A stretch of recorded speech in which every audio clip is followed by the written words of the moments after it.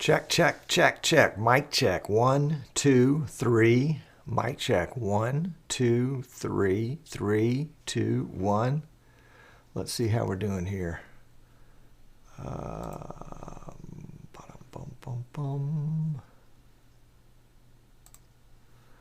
we go. We're getting all our act together. Good morning, good afternoon, good evening, wherever you are. Glad to have you. Tommy's going to close down the other show so I can get started. Well, that's where I was. I was watching the other show.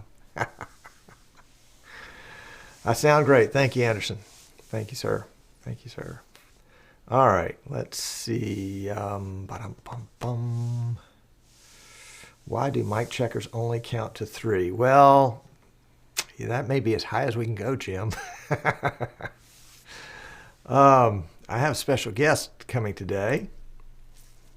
That is my special guest. Yes, indeed. He just give you just a little teeny hint at what's about to come. And let's get one other thing up here. We are in the process of changing over from Chrome to Firefox, and it's taken some getting used to. I've decided that it's a political protest on my part, so don't pay any attention to that. Let's see if we got that going. Yeah, that looks good. That looks good. Come on over. Sorry, I'm just putting a note in the chat, in the comments in Facebook.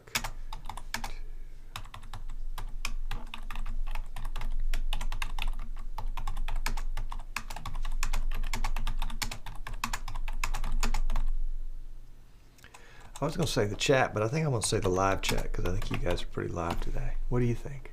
We won't see these comments until after the show. Is that right? Thank goodness for spell check, you know? Gee whiz, it sure made me lazy. All right, so let's pull up a YouTube window. And let's go to our dashboard. We can do that directly. Did we get snow in Fairhope this morning? Yes. Yes, we have about that much out there on our deck right now. It just got above freezing just a few minutes ago. Yes, we're just a tad above freezing right now. And we were at 17 last night, I think. Holy cow. Yeah, it was pretty cold. Pretty cold.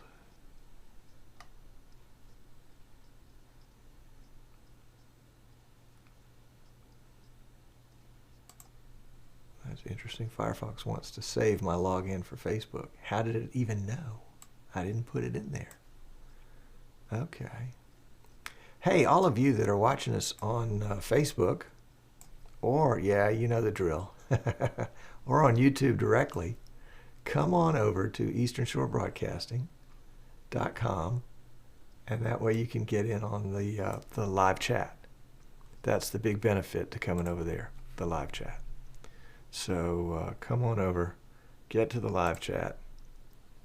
Where did I lose my audio mixer? Let's put it right there. It's lost. It's hidden behind something. Oh, I bet it's hidden behind my full screen. Let's see. No, it's not there. It's not there. Turn it off. Turn it back on again. Oh, there it is. It was down behind my YouTube. Gotcha. Not that I really need an audio mixer today, because I'm not really going to be doing much audio other than my own. There we go. All right. Still short weather, Tom. Martin, not for sure. It might be where Anderson is in Barbados, for sure. Giles did a refresh to find that I'm live. as opposed to, I guess, not live. Tommy had 4 inches of snow with 5-inch drifts. Woo, goodness, great day.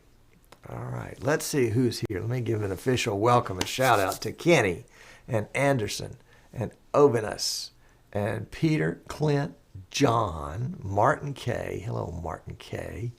Martin K is thinking about coming to NAB. So if you haven't ever met him and you're thinking about coming to NAB, that'll be your chance to meet Martin K.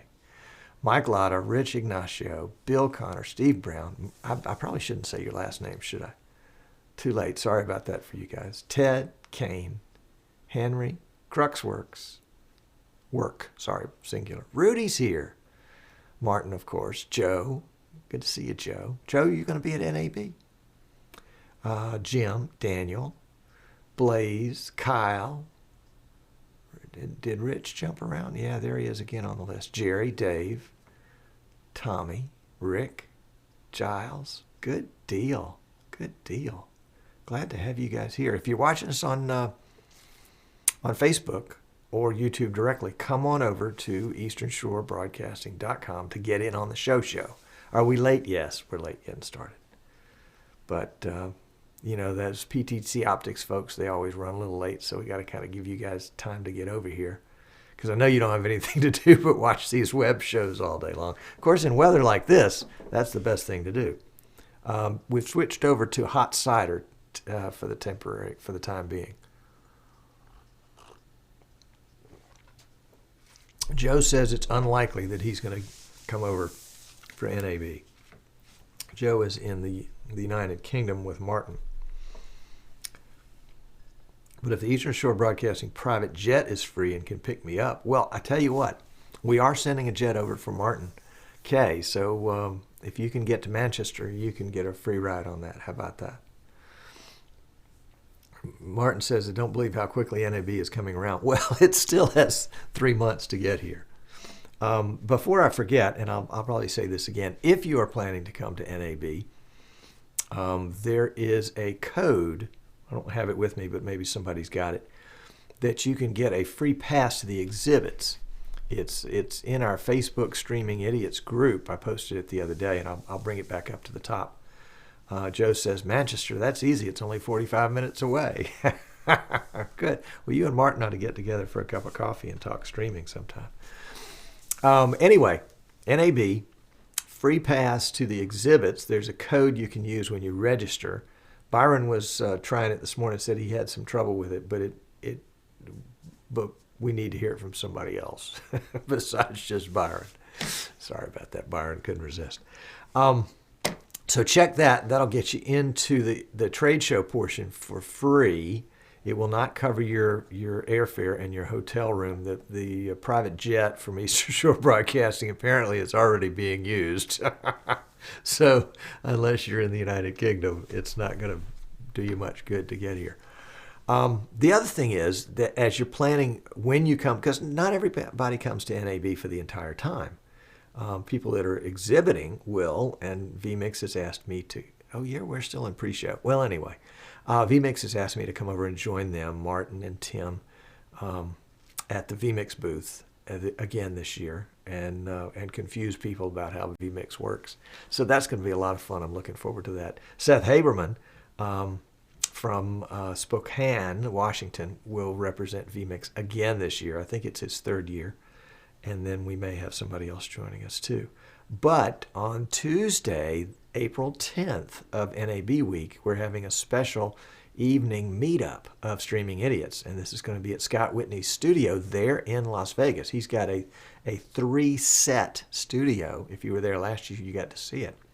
And it's really cool, and it's going to be a great opportunity to meet folks from the streaming world. I mean, people that you've talked with online, and maybe even talked with over the phone. And some of you guys have had a chance to meet. I know there was a West Coast meetup a couple of weeks ago that Rich and Ken put together.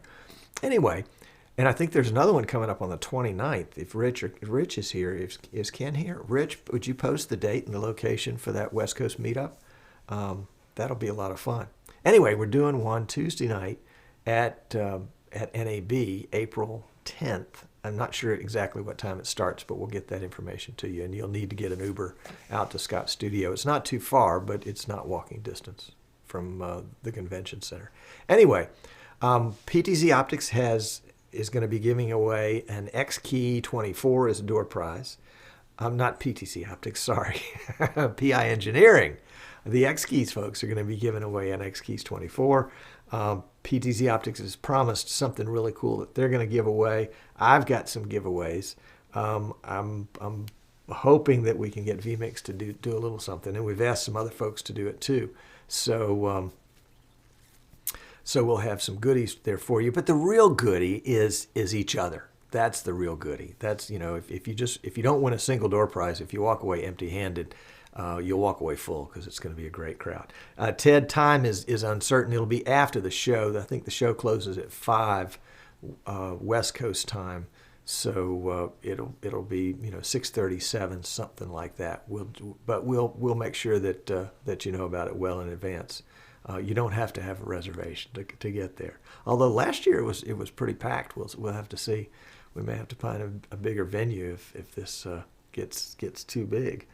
Anyway, but make sure you mark it on your calendar. We're going to try to live stream it too. And so if you're planning on attending, understand that you may be inadvertently live streamed. We probably need to get everybody to sign a waiver, at least have something posted at the front door so people understand that if they're in a witness protection program, they don't want to be there.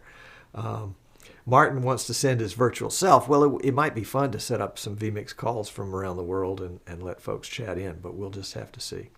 The date again for Rick's a little slow on the updates sometimes, is April 10th at NAB. NAB trade show starts the 9th and runs through the 12th. This will be on the second night of the trade show at NAB, and will be a lot of fun. They're a Streaming Idiots meetup.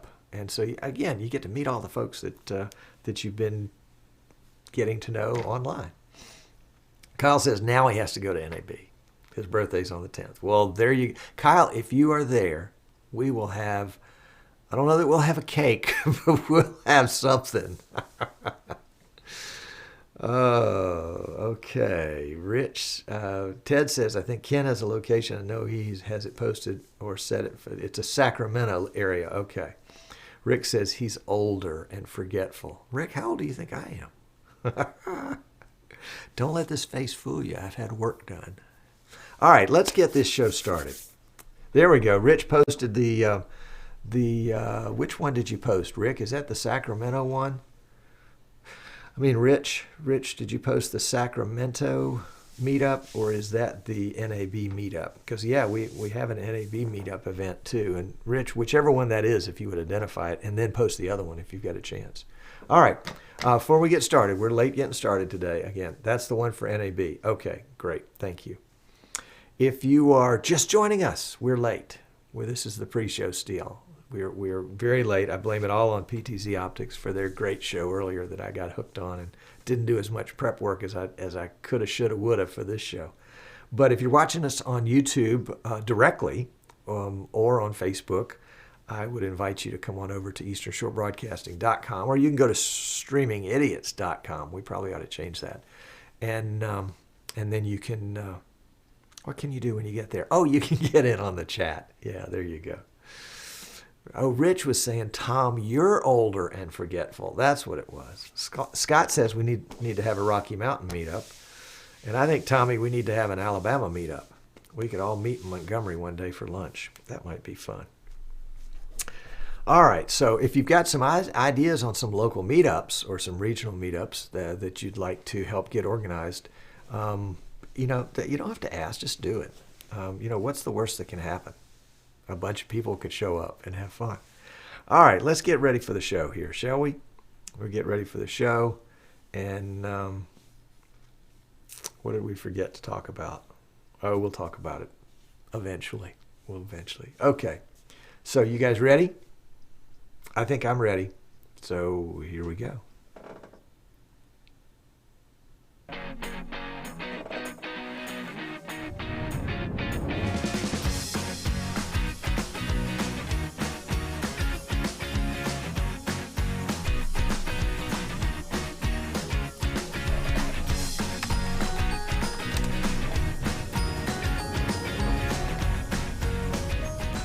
Hello and welcome. I'm Tom Sinclair, and you have arrived at Streaming Idiots.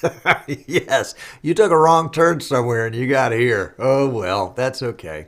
It's actually not too bad. It's kind of like the Island of Misfit Toys. You know, you remember that what was it, that Christmas movie? Anyway, the Island of Misfit Toys. Streaming Idiots. Why Streaming Idiots?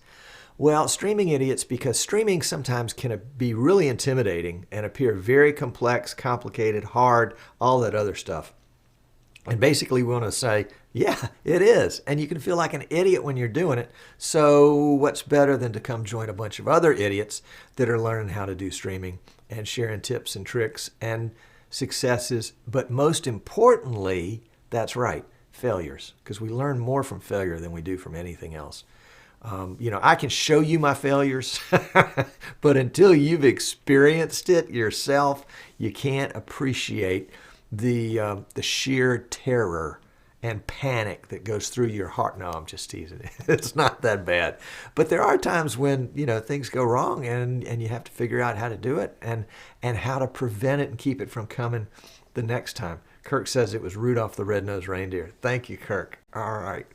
So, welcome. We're glad you're here.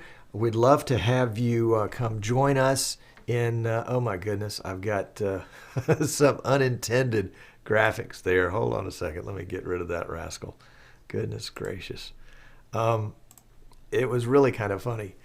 I was trying to get all this stuff set up today and the phone kept ringing and other things, and there were lots of things that didn't get done. Anyway, that's my excuse. That's my excuse. The dog ate my homework. By the way, Kirk's the only one that's turned in his homework last time I saw it. Homework, you say? Yes, that's homework for the live streaming rookies introduction to sales and marketing class that started last Wednesday night. It's actually not too late to join if you want to. You can go to our website, easternshorebroadcasting.com, go to the store, look for live streaming rookies class, look for the sales and marketing class, and you can join us. It's $99 for 6 sessions. You can get access to last week's sessions. It's been really valuable so far for the folks that have attended. And yes, you do have homework. So that's the live streaming rookies introduction to sales and marketing class. Again, tonight, you can sign up at easternshorebroadcasting.com in the store in the live streaming rookies category. And speaking of live streaming rookies, we are putting together another, I say we, I mean me, putting together another class that will start probably the first week in February, called Live Streaming Rookies, of course. vMix 101, the basics of production. So you say, okay, I know some things about vMix, but boy, I don't have the big picture. I'm missing, shortcuts and triggers and activators and all this other kind of stuff. Well, if you feel like you're missing something, if you have holes in your vMix knowledge, then you want to sign up for this vMix class. It's essentially vMix 101, and it'll start the first week in February. It'll go for 6 weeks. Might be 7, and we'll just have to see if we can get all that material into 6 without overwhelming you. It'll be I think it's going to be an afternoon Eastern time class, which may mean it's going to be a midday West Coast class and then an early evening European class. So we're trying to find a time that will fit as many people as possible, at least first time out of the box. We'll see. But if you've got some input on that, shoot me a note, Tom at easternshorebroadcasting.com, and tell me if you have a class time preference. And I'll put this same kind of request in the Streaming Idiots Facebook group. You say, Streaming Idiots Facebook group? You have a Facebook group? Yes. Yes. Go to Facebook, type in Streaming Idiots, and you will arrive at the Streaming Idiots Facebook group. And you can join for free. In fact, it will be valuable because there's so many, number one, there's so many other cool people there. In fact, I think just about, except for you, of course, all the other cool people in live streaming are already there. And they are they're waiting for you to come join. And if you say, oh, well, it sounds so intimidating. It's live streaming. It's streaming idiots, We're setting that bar really, really low. So if you're coming in as a newbie, it's okay. Ask newbie questions, that's okay. Everybody in the group was a newbie at one point or another, and everybody can appreciate where you are coming in, because sometimes it seems so overwhelming. So come join the group, ask stupid questions. Yes, absolutely, ask stupid questions. And really nice people will help you and join. It's a lot of fun. And it's a great way to meet people. And when you go to the NAB meetup for Streaming Idiots on April 10th, then you will have friends already in advance. Isn't that fun to go to a strange place and not know anybody, but know half the people in the room? Yeah, I think that's pretty cool too. All right, so we got the marketing class that's meeting again tonight. If you haven't signed up and you want to, it's not too late. You can do that. EasternShoreBroadcasting.com. Go to the store. It's in there. We're offering the new class for vMix Basics of Production. That will start first week in February. We'll have more information later on that. We've got the meetup at NAB on April 10th at Scott Whitney's studio. Podworks there. And that's why you write this stuff down, Tom. Anyway, today's subject, we have a special guest today. You might remember this guest from our previous show. Let's welcome, yes, it's PTZ12X SDI G2, excuse me. He was our very special guest last week when we went through and did a step-by-step walkthrough of the G2 firmware update that makes the camera NDI ready. And then, of course, we entered the NDI license key from NewTek. And I've had a chance to play with this guy some, and probably the coolest thing, and you know, it's crazy the things that I think are cool, but the coolest thing is when I go to load the camera as an input in vMix, I just go to NDI and there it is. It's like oh, you say you want to see that? Okay, got it. Let's see. Let's get a quick desktop capture going here. And, you know, you'd think I would learn to do this stuff in advance. It's not vMix 1. I wish the desktop captures had little thumbnails of what they really were instead of an icon, you know? So let's try that one. Desktop capture, vMix 3. And that's not it. Desktop capture, bear with me. So poorly planned. You know, it's funny, I watch some of the other live streaming shows, and and when things go wrong on those shows, I say, what a bunch of idiots. But when it goes wrong on my show, it's like, oh, that's intentional so that you can learn a lesson. Yeah, right, sure. Yeah, okay. All right, so let me show you my desktop. Let me sharpen it first so any of the text will come up. This is my desktop, yeah. And we're going to add a oh, Tess is here. Welcome, Tess. You're the reason I'm late getting started today, you and Paul. Anyway, I'm going to add an input. So bottom left-hand corner, add input. Does that window show up? No, it doesn't. Okay, let's see. What is V? Oh, I know what we'll do. Sorry about that. We're going to capture the whole screen. We won't capture the vMix because that doesn't ever work anyway. So we'll capture, is it display 1? Yeah, there we go. That's what we want right there. Okay, so there's me. All right, so there we go. So we're going to add an input. This is simple vMix stuff. We're going to go to NDI over here on the left. And, oh, that's right. I did forget to do that, didn't I? Let's take these out of the way. And we'll go in and sharpen that so you can see more clearly. That's the general tab, the sharpen box. Okay. So we're going to add an input. We're going to go to NDI, and then of course ESB, that's Eastern Shore Broadcasting, of course. The broadcast PC is the #1 input right there. And you notice the little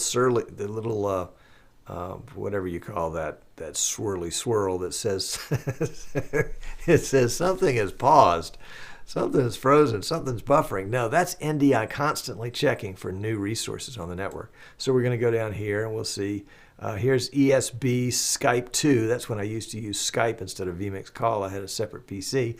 And then here as its own kind of island out there in the LAN is the PTZ Optics camera called Channel 1. If I had 2 cameras, there would be another one, and we could actually name it. And someday we're going to rename that channel, that camera. But there it is. I can bring it in right now.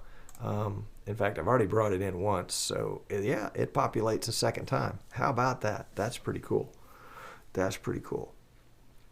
All right, so that's it. That's as hard as it gets in terms of, we'll close that one out just so we don't confuse ourselves. That's as hard as it gets to add a NDI camera. We don't have to fumble with an IP address. We don't have to do anything. Of course, I have verified in advance that the camera is up and available on the network. Excuse me, got to get a little, this is actually spiced cider because it's so cold. It was just too cold for cold lemonade.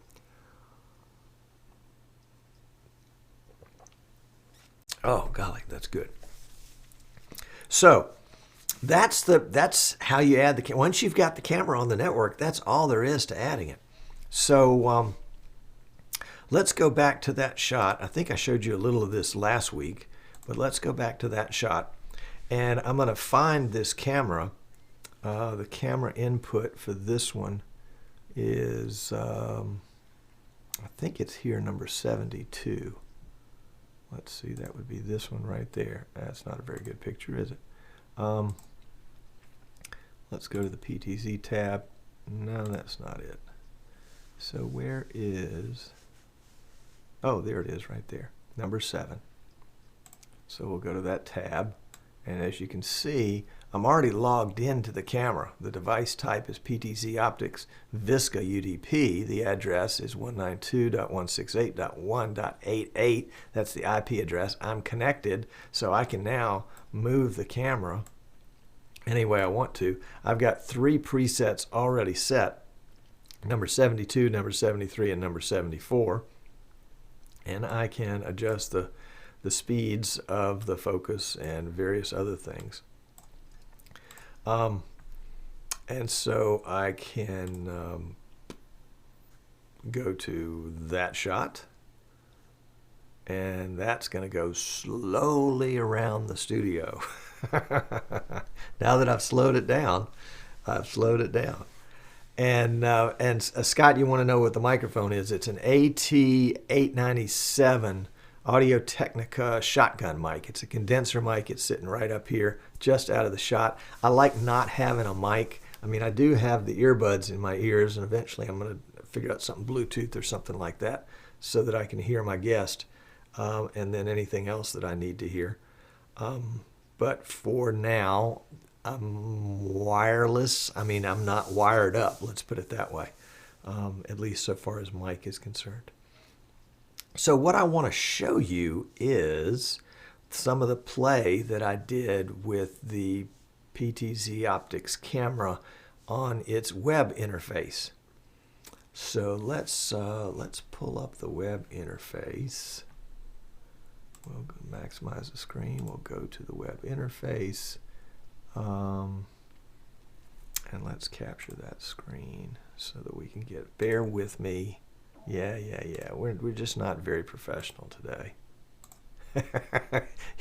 That's your cue to say, what, today? Oh, that's just too funny, isn't it? All right, display number 3. Is that the one? Nope, that's my, I've got a multi-view across the way from me. That's really fun to have. All right, so it must be display 1. There we go. Okay, so let's bring that in and we'll sharpen it so that you can see it. And what I want to do here is, before I do anything else, is that's the IP address of the camera, 192.168.1.88. So let's go to that address. I'm already logged in, aren't I? So let's just close out that one and we'll do it again. So 192.168, there it is. And I guess I'm already logged in. I'd have to log out to log back in, but I'll share with you my password, which is admin, and my login is admin, and that's the standard. What we really want to go to is we want to go to the video page here. This is the cool part. And the video page is where we can set the camera for 720p 120, which is what it's currently set for. And vMix doesn't have a hiccup. vMix accepts that camera, no problem. It doesn't seem to, I mean, it's NDI, so I haven't tested whether it's bringing in 120 on a frame rate or not, but it accepts the video. That's the important part. Let's see, let's do one other thing. Bear with me just 1 second. There we go. There we go.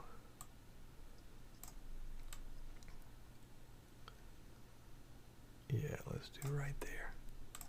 Okay. I was feeling left out. Is that better? Okay, so top left corner, way up there, is where you're going to do the 720p 120, and then under that, the NDI mode, if you're going to switch to NDI mode. So I've got 720 on, which probably should override all these other settings right here below.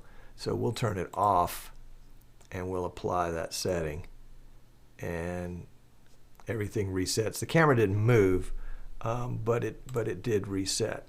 So let's go ahead and get that camera headed back the direction it needs to go in. So here's where I can select high, medium, and low as my NDI modes. High being 1080p 60, medium being 1080p 30, and low being 720p 30.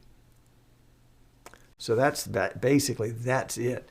The real benefit comes, and somebody was asking about this before, about the on-screen display. Well, actually, they were asking about how do you show the, how do you change all the changes that you can change with the remote control? And that is all the way over there, all the way over there on the left-hand side, where you can change that little drop-down right there from PTZ to OSD. And before we do that, let me just bring in a little screen capture here of our camera. Let's see, that'll be number 7. So let's just pop it in as a multi-view here. Number 7. We'll do the position. We'll shrink it down, and we'll just put it up there and make it just a little bit bigger so you can see it. All right, so that's just that's not part of the interface. I mean, it would be if I had installed whatever it was.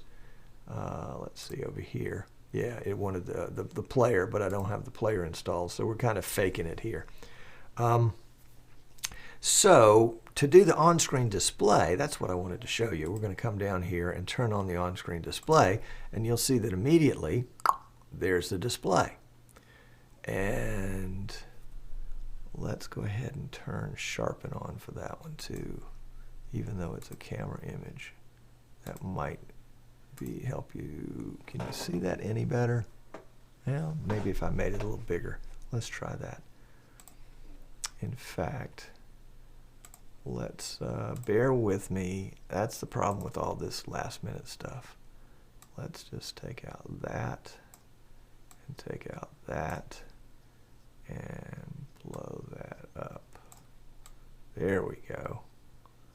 Now we can see it. Now we're good, you say. Now we're good, we say. Okay, so going back to our blue page, which is the PTZ Optics camera settings through the network, I can go to the controls here, and since I'm in OSD mode down here, these controls will now do different things. For example, the down button will allow me to, yes, look over there and look up right up here in the menus, and you can see as I press the down button, I can go down through the whole list.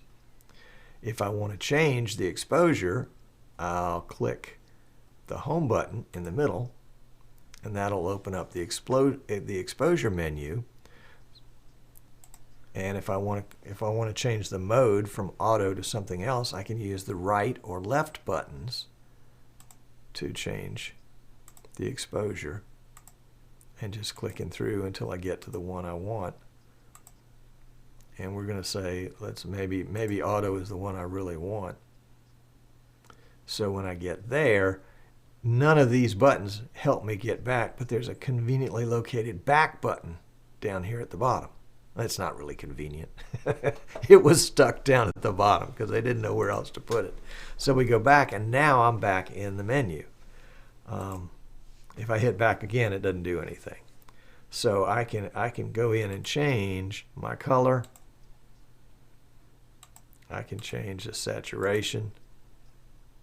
I think at this point I just hit right or left. Yeah, there we go. And we can saturize or unsaturize.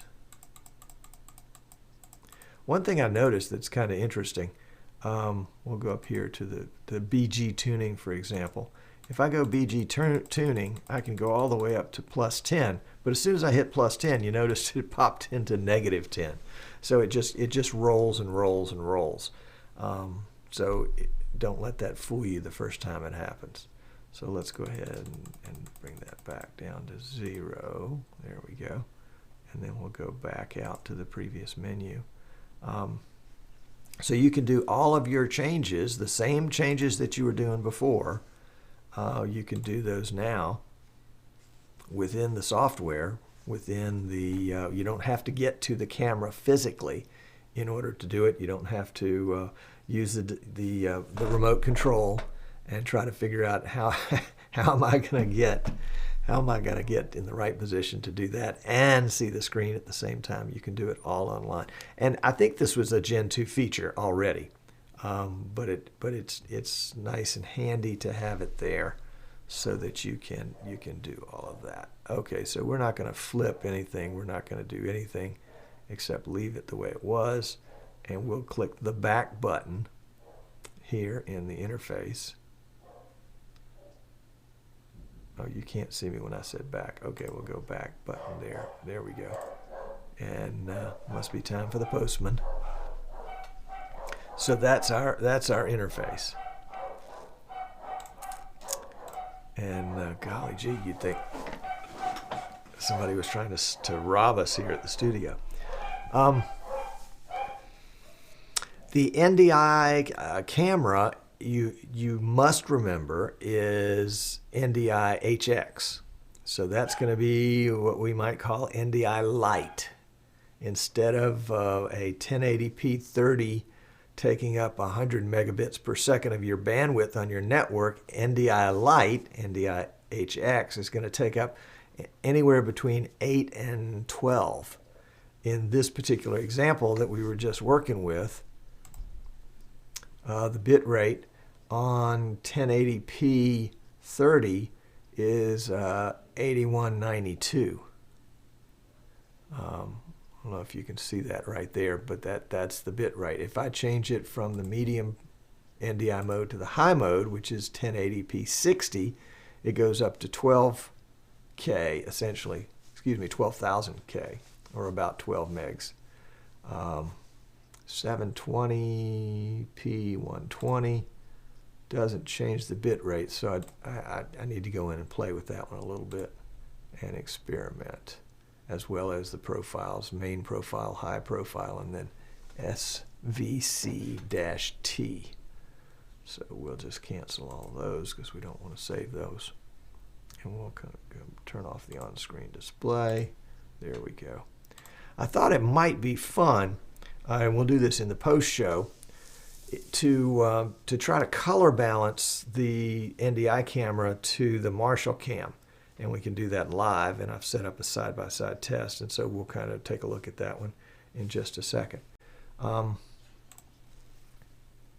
So let's see if we've got any questions on this so far.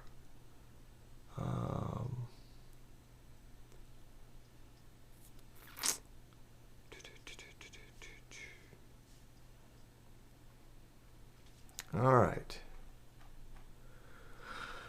Well, then that's it. No questions on this subject for the moment. Lots of questions on how to watch full screen. So apparently somehow the embed has gotten changed back to not full screen. we'll fix that later. So let's wrap up here with what we've done today. We've got the PTZ Optics 12X, which is what I'm using here in the studio, the 12X SDI Gen 2 edition, and we have upgraded the firmware on that to the what the PTZ Optics folks are calling the NDI ready firmware. That process was a little tedious. It took me about 2 hours. Last week I showed you a video that was 24 minutes long that didn't show the part when I was pulling my hair out because I couldn't get the IP addresses correct, but that's me, not them. So figure, it's going to take you anywhere from a half an hour to a couple of hours to update your PTZ Optics Gen 2 camera if you choose to do that. What are the advantages? Well, the big advantage is it's NDI. I mean, it's NDI HX, but it's NDI. It's available to any device on your network that can accept a camera. It is much easier to bring the camera in and get it working, get it using, and it has the advantage of 720p 120. Now, what are we going to do with that? Well, I know what I can't wait to try is to bring it in as a camera in vMix Instant Replay and see if I can get 120 frames a second. And then if I slow it down to 25% for a replay, then I'm still showing 30 frames a second. That's what I'd love to see. I mean, wouldn't that be amazing? Wouldn't that be amazing? So that all of a sudden puts the PTZ Optics cam on my list of things that I want to give a good close look at when it comes to sports. That and working with the joystick a little bit more to see if we can't get some good live motion.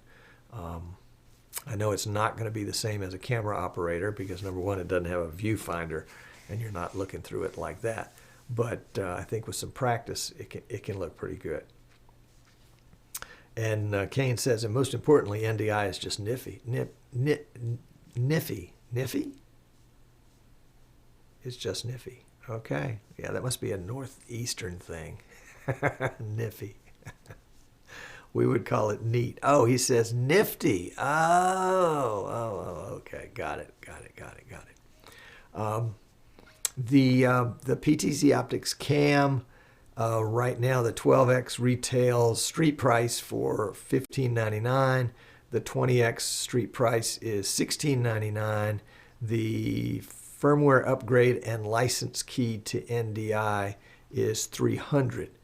And that's good probably for about the first quarter of this year. So if you're thinking about updating your existing Gen 2, it has to be Gen 2, it can't be Gen 1, your existing Gen 2 PTZ Optics cam, then the first quarter is going to be the time to do it, because when the PTZ Optic NDI cam comes out, that is NDI already installed, that will be the end of the $300 upgrade, and the upgrade will then be $600. You're saying, well, Tom, wouldn't it make sense for me to buy a camera now and get the $300 upgrade put on it and save $300? And I'm thinking, yeah, I like the way you're thinking. That's what I would do. In fact, that's what I did. So if you don't have a PTZ Optics cam and you would like one, we have them in our store. If you want to shoot me an email, Tom at Eastern Shore Broadcasting. Whoops. Tom at, whoops, that's even worse. Oh, what happened? This is bad. Our main shot went blank. What happened to our main shot? There we go. Still not sure what happened to the main shot. We'll go back to it. There it is. Okay. There we go. We'll have to find out about that one.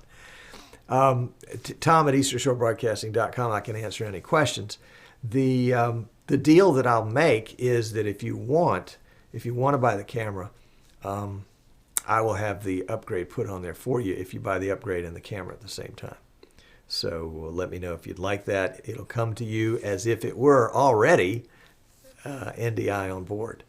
So we'll see. That's going to be fun. And again, if you already have the camera and you want the upgrades are in our store at easternshorebroadcasting.com. $300, and we can get it to you as soon as it is released. Now, the upgrade itself is supposed to be released the end of this month. The camera with the upgrade pre-installed in it, the PTZ Optics NDI camera, will be released probably in March sometime.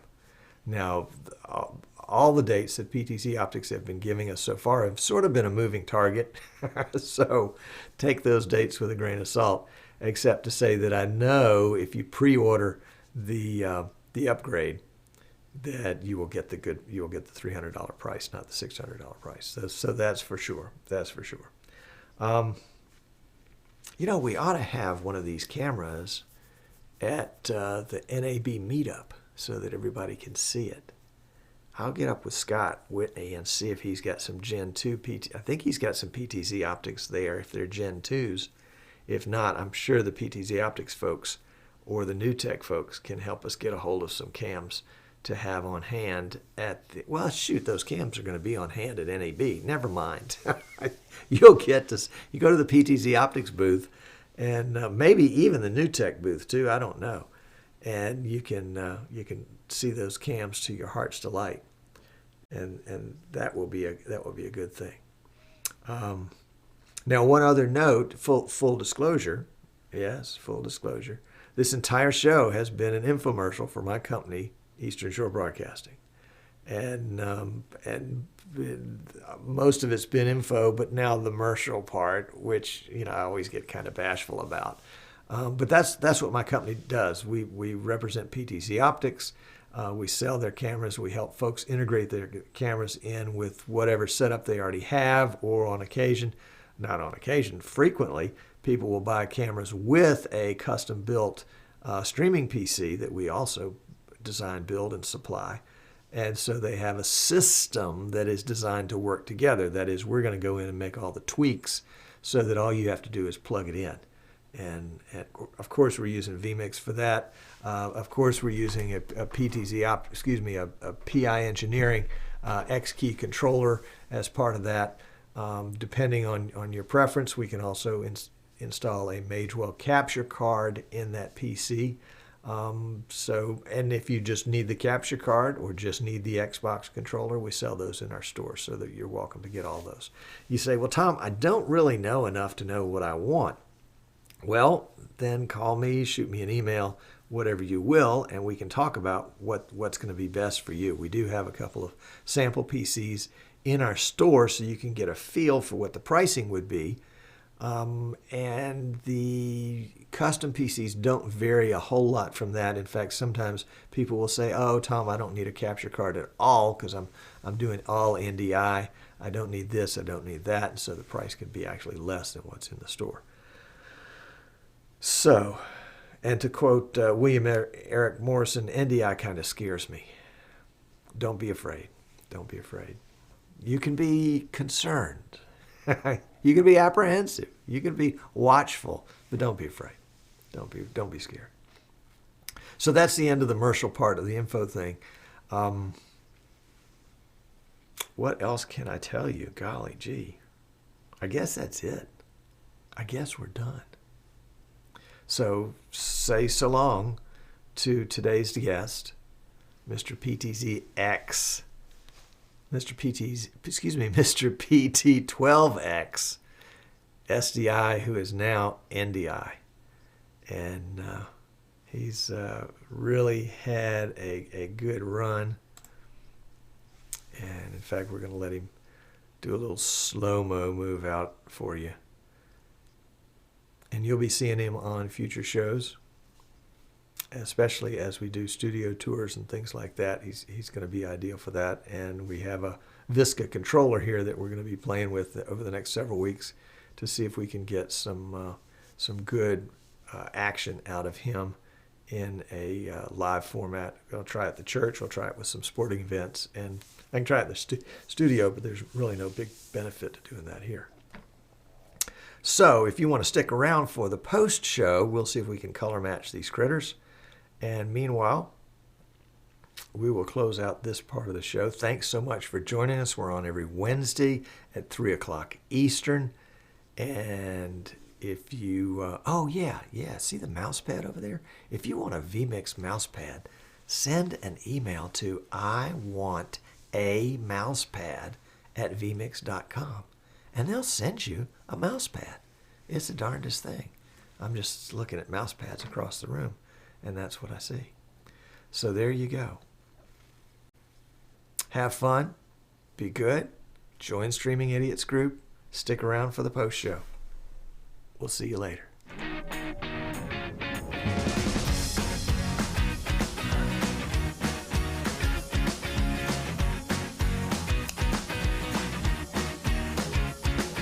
Like the new graphics? Martin did those. Those are cool.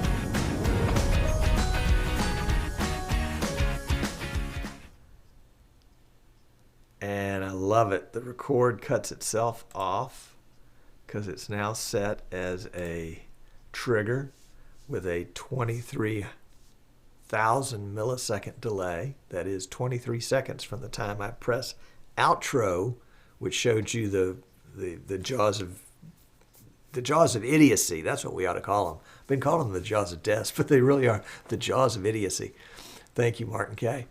As you see the jaws of idiocy come down on me, it starts the clock ticking 23 seconds, 23,000 milliseconds. And then a signal goes from my production PC right here to my second PC, which I'm using for streaming and recording. And that PC stops recording. Still streaming, but stops recording. All right, Frank B says he's late. Kent says, I was wondering, I know this is off topic. Okay, well, we're not doing off topic right now, Kent. Rich says, has anyone used a PTZ camera in sports? Do you think the motors can take 2 or more hours of constant moving? Rich, I think Ken Richer has. Is Ken here with us today? I don't see him on the list, and I know there are a couple of other folks that have whose names don't come to mind right off the top of the head. But the real question for you is, as somebody who is waterfront, can they take that high salt, high moisture environment? That would be the key. Now, they do have an enclosure that you can get that's frightfully expensive. It's like $2,000 or $3,000 that will air condition them, but I don't know if that'll take the salt out of it. Interesting. All right, William Aaron Morrison, has anyone had a problem with Visca? I have not. And that's what vMix uses for camera control. And I've got a Visca controller I want to hook up here shortly. Let's see. Kane says on the PTZ, the NDI output, the SDI, and the HDMI output are all active at the same time. Oh, on the PTZ1, that's the NewTek version. I would think that PTZ Optics will be the same. I would think so too. So William Aaron Morrison says, how can you implement NDI in an all HDSDI based plant? Well, it's a matter of moving or addition, maybe is a better way to put it. The NDI basically means that I can take this camera and I don't have to plug it into a PC, into a capture card. I just plug it into my local area network. Now that would assume that I've got a local area network that can take an extra 10 or 12 megabits per second in traffic. If I've got a 100 meg network, I may have to upgrade to a gigabit network. Most people these days have got the gigabit network. So you just plug in an Ethernet cable, boom, and it's available on your network to vMix and to, I think, and to Wirecast and maybe even XSplit and certainly to TriCaster. It's available as an NDI source, that is a camera. If the PTZ Optics cam has got a mic plugged into it, then it's available as a camera with audio. The control can go over the Ethernet to that camera. You can use the Ethernet if you have a powered switch, or a PoE switch, I guess is a better way to put it. You can use that to power the camera. So essentially you can run one cable to the camera, one, I'd say Cat 6, that's going to do control, video transport, and power. Pretty good deal. So it makes the placement of a new camera, let's say we're talking about a church, for example, it means we run one Cat 6 to it. Really, excuse me just a second. Really, that means two Cat 6s, one for now and one for later when the mice chew through the other one. The beauty is that it's one cable. It's one cable run, and it's common cable. It's not something expensive. Jerry says, we use a PTZ camera in our church, and we're following our speakers who are walking around while speaking and do not have any issues. Just like a cameraman on the wall, it takes practice to use the controller to look halfway smooth. Jerry, good comment. Thank you for doing that. Thank you for sharing that. Christy says, she's here from Florida, loving the show. Did you have snow, Christy? William Morrison, oh, you are so bad. William Eric Morrison says, Frank B., you just missed a PTZ camera giveaway. Oh, that's lovely. That's lovely. You guys are so bad. You're so bad. Okay. All right, let's see. Let's see if we can do a side-by-side comparison of these cams. So let's get the cam back into a position where it can show us. And it's going to sort of do a slow pan. And then I think if I've hit the right control button, it'll come back to me here. So we'll see. If not, we'll adjust it in for the same picture. Boy, this guy is slow as molasses when you turn him all the way down. Anderson said there used to be a device that was partnered with a motorized tripod head that did auto follow. Yeah, there were 3 companies that were working on that, Anderson, and I don't know any of them have brought it to market successfully.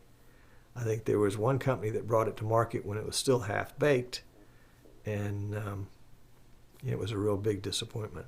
So I would be like Jerry and just put it on a joystick for sure. Okay, there we go. Now we can see one color problem already, which is actually this is a problem with my Marshall cam because my shirt really is a little closer to the color. Nope, that's not the shot. Okay, well let's just adjust that shot and see if we can't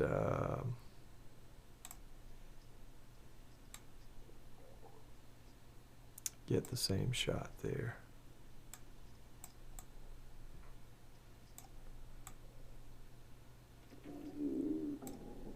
There we go, that's pretty close.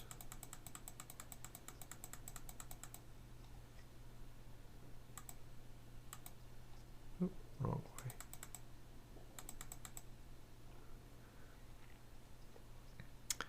Okay. So we would like to make the color agree on these two. So let's go back to our screen capture of our controller.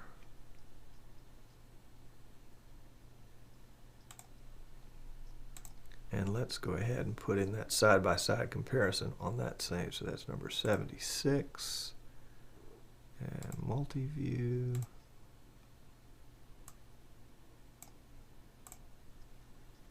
And then let's make it a little smaller.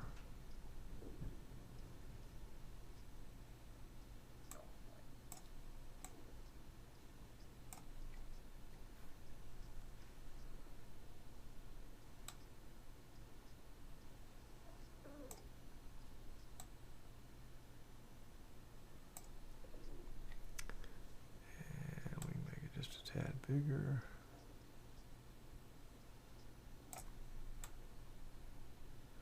What we really need to see is the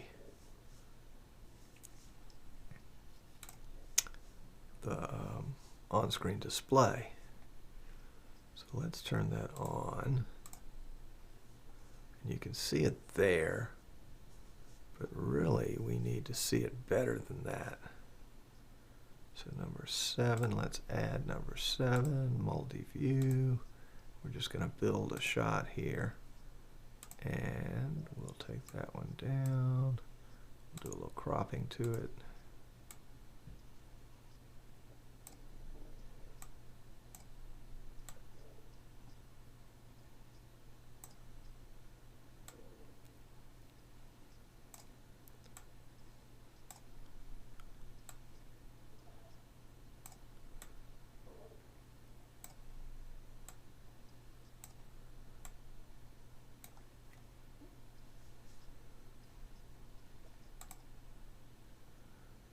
Okay, so now, and let's see, let's do one other thing here.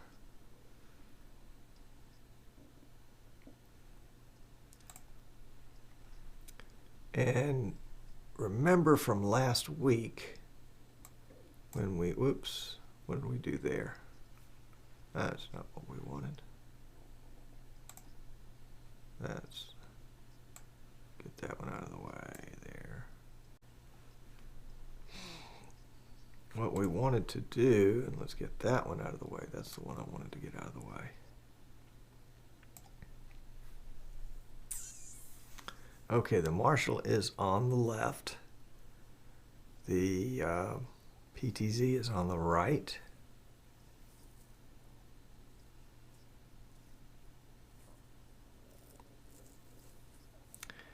The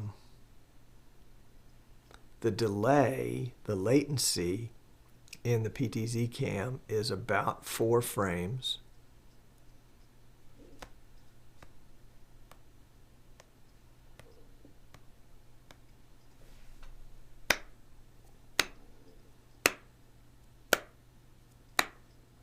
So those guys should be just about spot on. Rich says, can you clap time? I see a slight delay on the PTZ.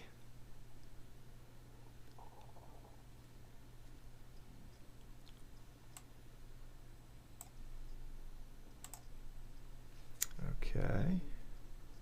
Yes, very slight. Wow, I don't see it at all. Check, check, check, check. Unless I've done something else.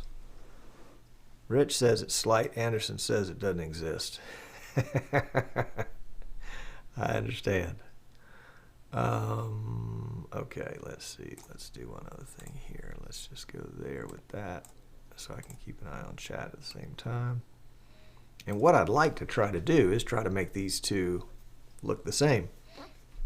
And that might mean changing the color in the Marshall to match the PTZ, because the PTZ is actually pretty darn close to what's real. But let's see what we can do changing the PTZ. So I've got the on-screen display on, and I'm going to go into let's try, I think the exposure, let's try the exposure. So let's do some exposure mode. It's currently set to auto. So let's set it to manual. And now we can change the iris and the shutter.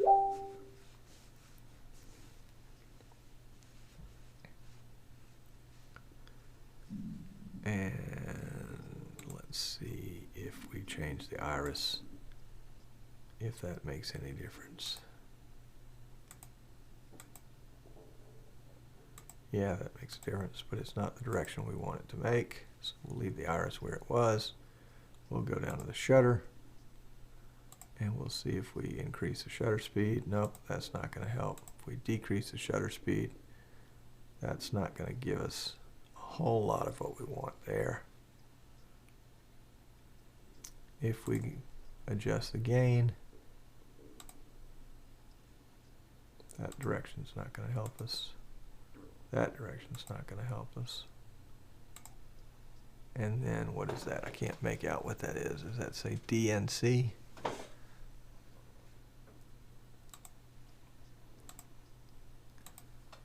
That doesn't appear to make a whole lot of difference. Okay, so let's go back. And we'll go to color. And the mode is auto, so if we changed it to indoor, that's not going to help. Oh, that's a good look. Outdoor, one push, manual, sync, and then back to auto. Auto's pretty good. Let's try the RG tuning. I played with this before, and frankly, it didn't seem to be able to help me on either one of those. Let's take this, try a little saturation. I think we actually left it down earlier. That might get our colors, at least the shirt color, a little closer to the same.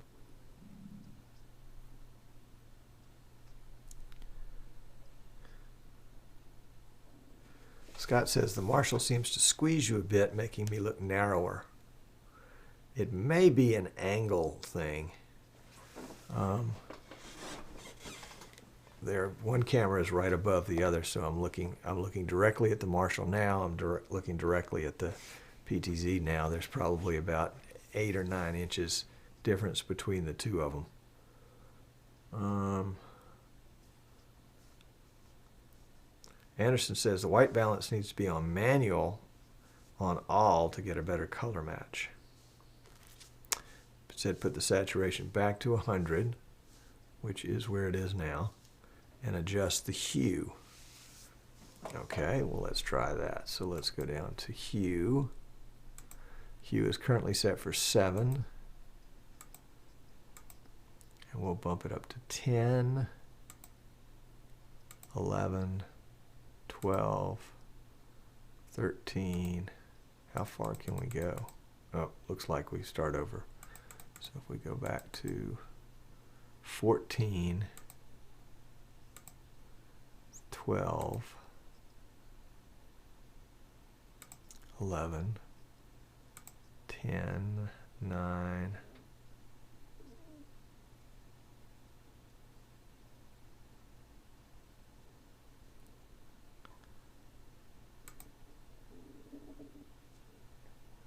8, 7. That's pretty close.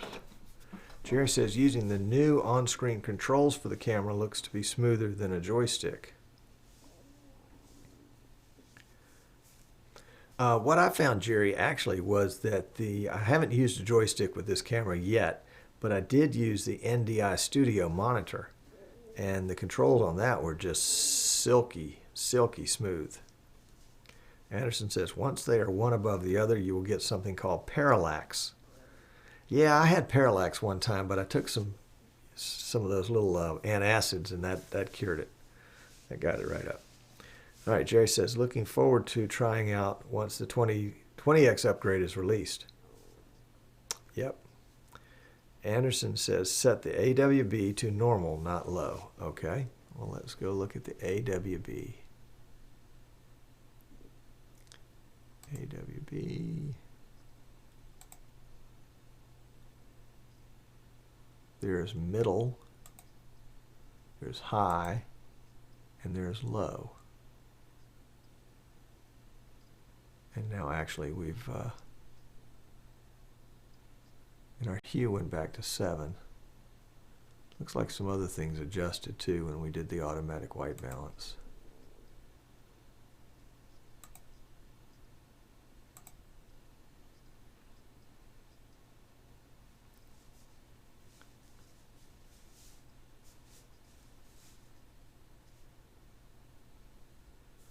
Ken says try the BG tuning. Okay, well, we've made some changes here, and we've done what we shouldn't done, which is change a bunch of things at one time. So let's use the back button and go back out, and we are going to restore defaults and start again. So we'll go there. Restore default, yes. Press the little house button for enter. And restoring defaults, please wait. Huh, it restored defaults, but the color didn't change. Okay, so much for that. All right, so let's check the exposure. Is auto gain, okay, all that is where it was before. Color. Auto 00, 100%, hue 7. Sensing is low. You know, I think we had, what did we do before that was effective? Was it in the imaging? I mean, in the exposure?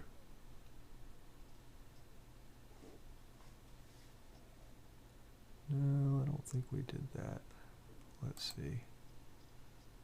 Manual.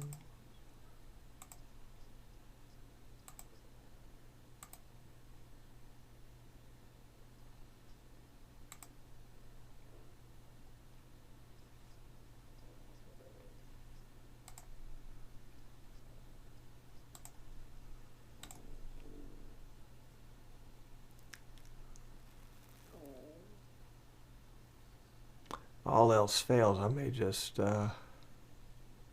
turn the camera off and turn it back on and see if that changes anything, because we are not where we started a few minutes ago. Ted says the automatic white balance is getting highly influenced by the green screen behind you.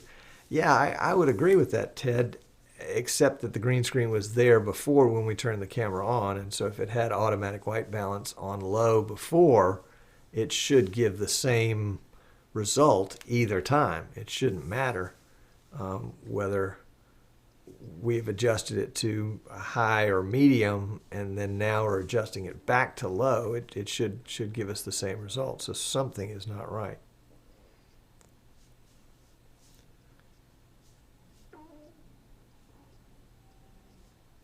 Okay, let's just turn the camera off for a sec.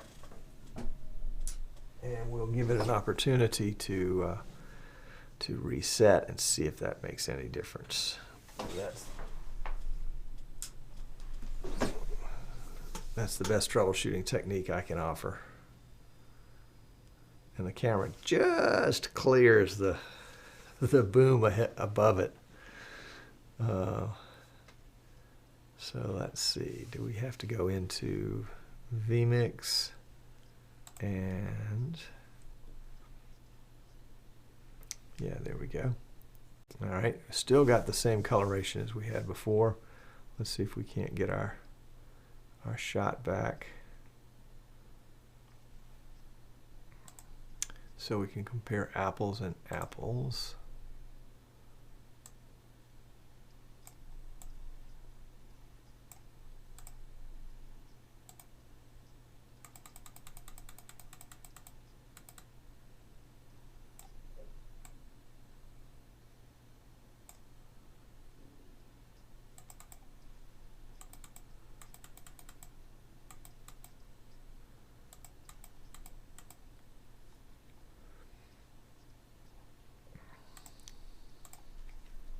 Okay, that's pretty close to apples and apples.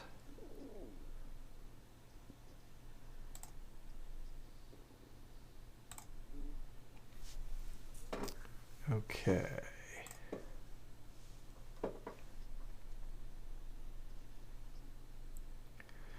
All right, Kenny H says, yes, Tom, try to reset the camera. Does the camera let you save settings?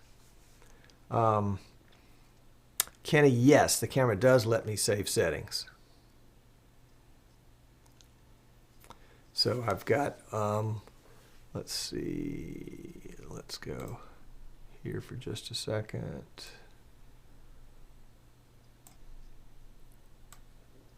Oops. So as I scroll up this menu, oh, you can't see it because that picture's in the way. Well, let's see. Yeah, down there, right below me down here, you see where it says apply and cancel. Apply should make that setting save forever and ever. Oh, there it is right there. Apply. Okay, good. All right, try balancing on a white paper. Yes, time for a white card. Point the camera to something white, turn the camera off, then on again, see what happens, making sure it sees white for over 10 seconds. When it turns on, it is correcting itself.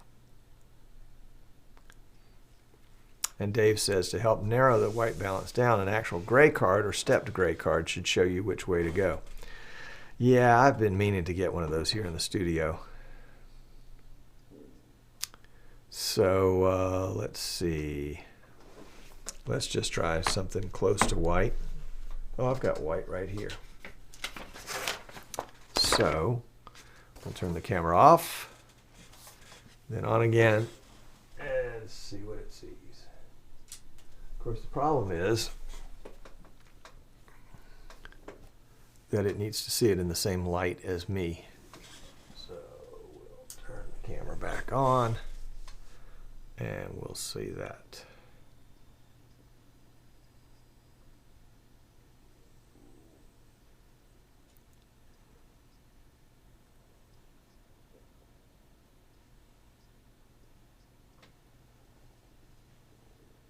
So at some point the camera's gonna, there you go, it finds itself. And it's making some color adjustments.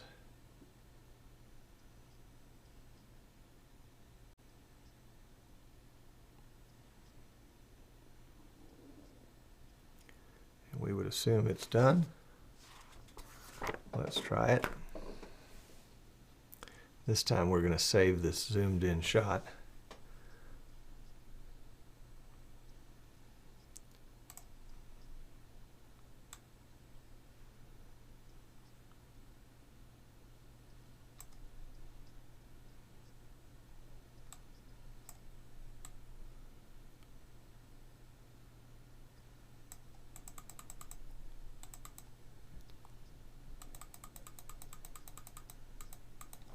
Okay, that's pretty close to the right spot. And we'll save that one just in case we need it for the future. Okay, so what's the next suggestion? Actually, this one over here on the right looks pretty good. That's pretty close to the shirt color, pretty close to the face color. It's the Marshall that we need to adjust. Let's see if we can do the Marshall. So let's bring up the screen on the Marshall.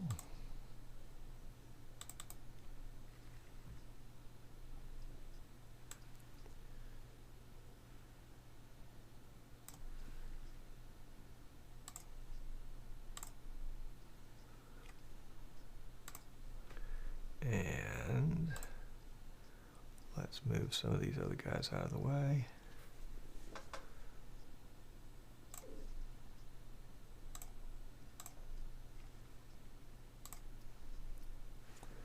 So we're going to communicate with the camera on COM3. We'll open that. We'll go to the advanced menu for the Marshall. And now we need to bring a Marshall picture image back in there somewhere.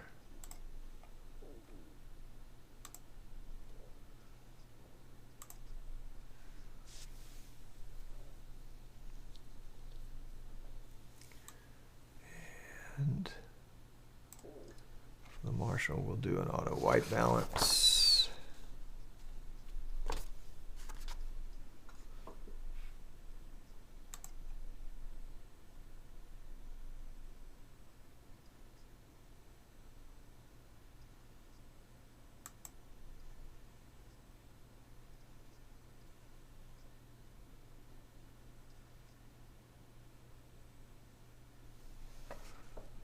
Oh, let's try that again.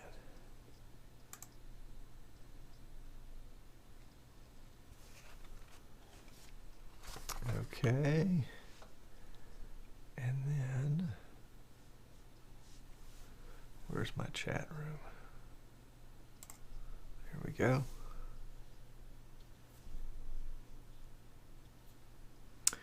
Now do the same for the Marshall. Marshall needs a little tweaking.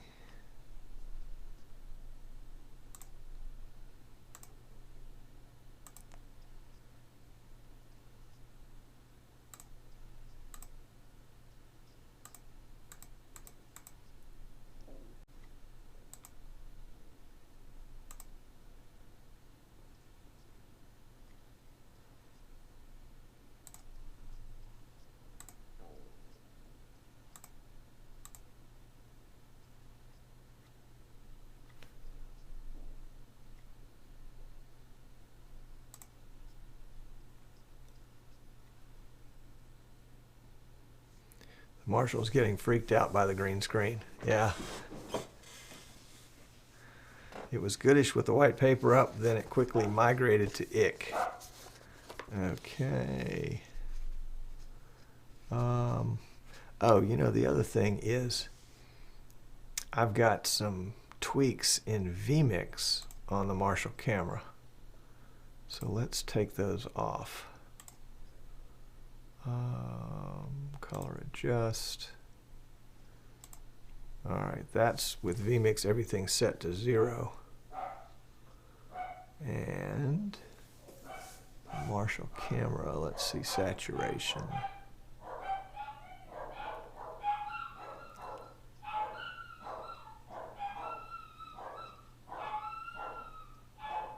I don't see a saturation setting in the camera control.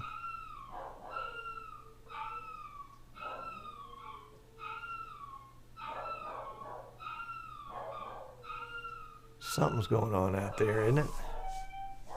And once they get stirred up, okay, let's see if we can pull a white balance in vMix, and if that makes any difference. A little bit. We can bump up a little saturation in vMix.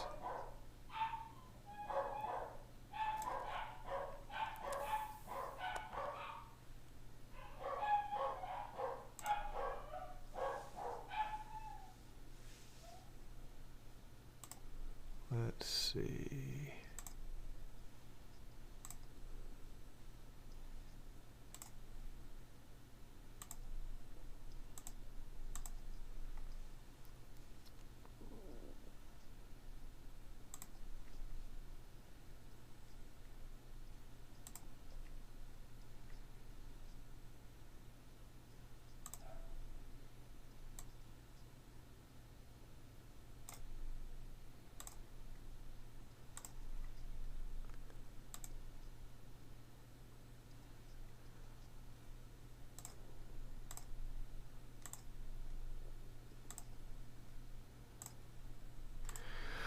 Well, obviously, gents, this is going to take a little more time.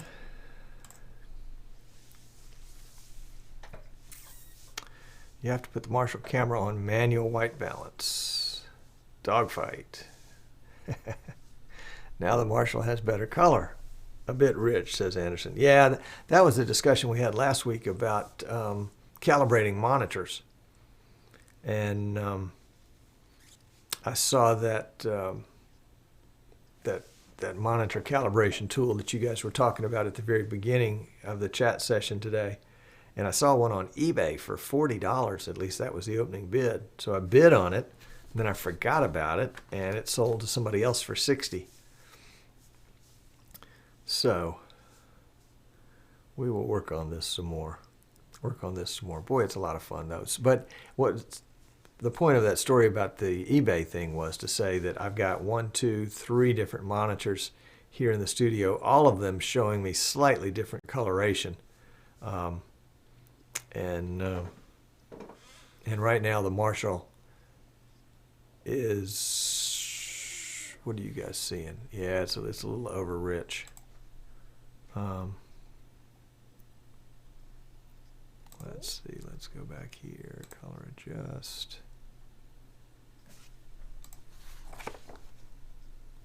Let's go back to auto white balance there and see what difference that makes. Yeah, there we go. So that's pretty close to me. But on the different monitors here, on that monitor, this is a royal blue. On this monitor, it's a slate blue. And obviously, it's a monitor issue, part of it. But comparing them side by side, they're getting a little closer. Okay, this was fun. Good exercise. Good exercise. Now, obviously, these features are in your PTZ Optics, excuse me, camera, regardless of whether you have NDI or not. So, all right. Dave says, interesting that I'm seeing it. The Marshall has a slow rolling band rolling vertically through the frame. You are right. I see that. I hadn't noticed that before.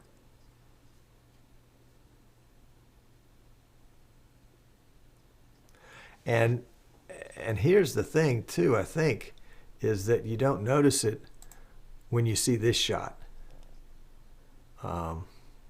or this shot.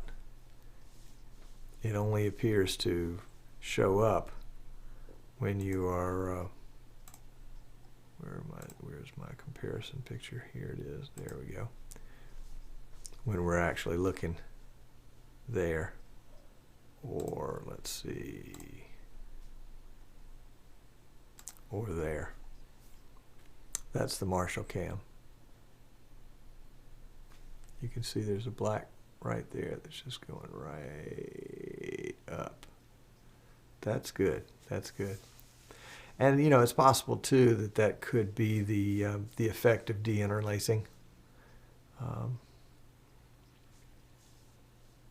Could be all sorts of things.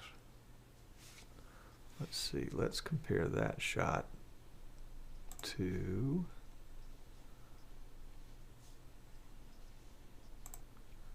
that shot.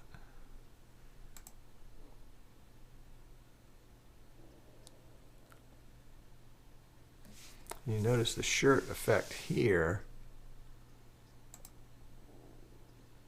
versus the shirt effect here. Is that what they call a moire pattern? I don't remember.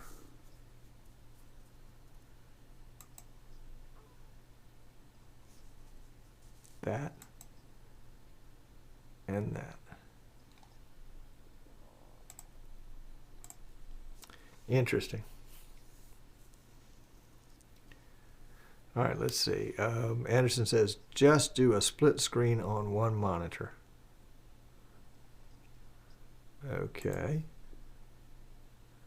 Split screen is right there.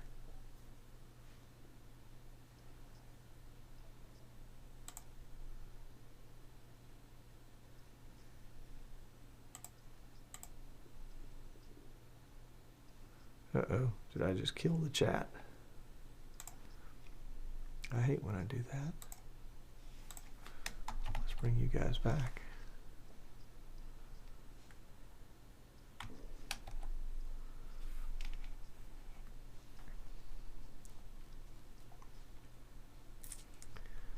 All right, and Jim says go to the Marshall without key full screen.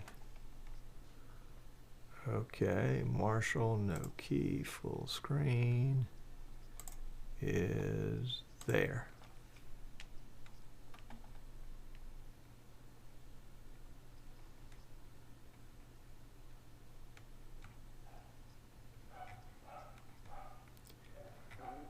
All right, Dave Foley says, I think he means a lateral wipe, just start halfway through with the T-bar.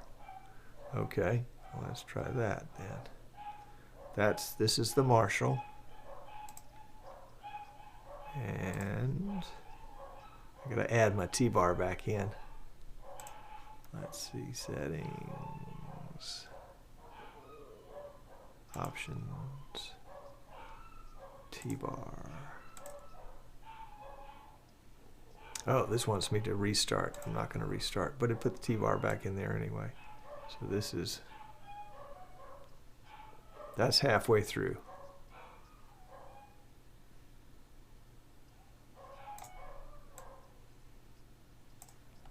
Ted says you have a ground loop on the left camera. Let's see, let's go back to our cameras. and the left camera would be the Marshall. Okay. Well, we'll see if we can put a ground loop isolator, video ground loop isolator. How can it be a ground loop? It's only a 2-wire camera.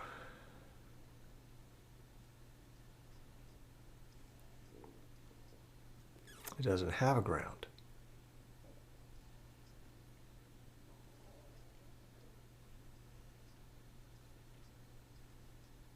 Anyway, okay.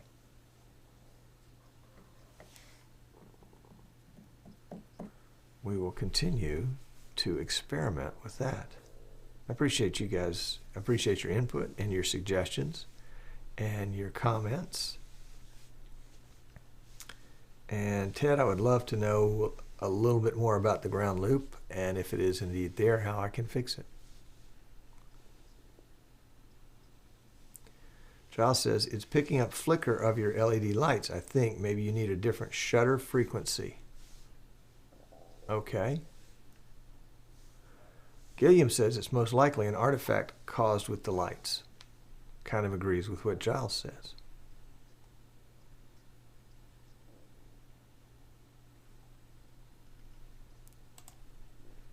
Okay. So let's see. Shutter.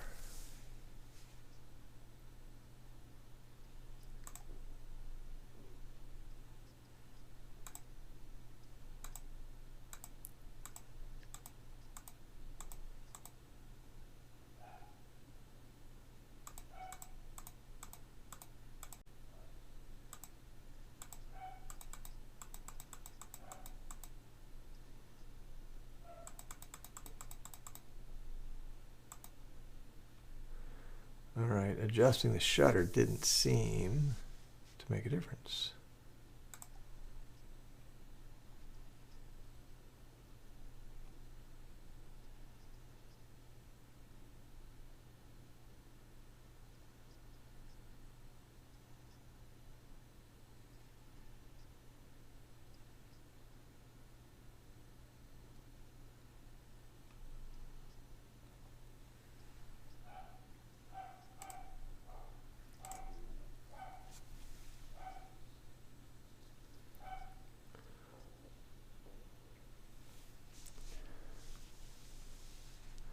Yeah, the lights should be set. I mean, the lights, we're on 60 hertz power, so the lights are fixed at 60. vMix is running 2997, so if we bump that to 30, that might make a difference.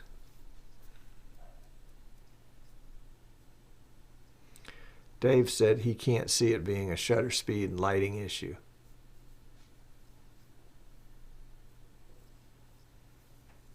Interesting. Okay, let's go back to where we were here. So full auto. It's not a focus issue. Yeah, the settings that Marshall allows do not. It's a button to push. It doesn't tell you what the setting is. So it doesn't. For example, if we're talking about shutter or an f-stop, it doesn't tell you what it is. It just allows you to change it to the next increment.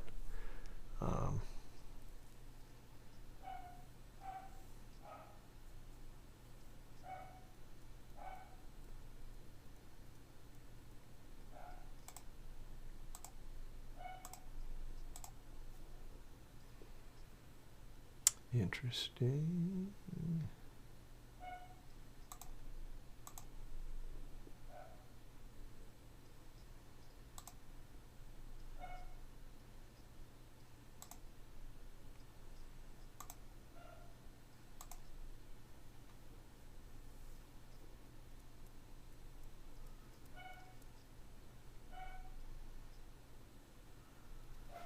It looks like maybe the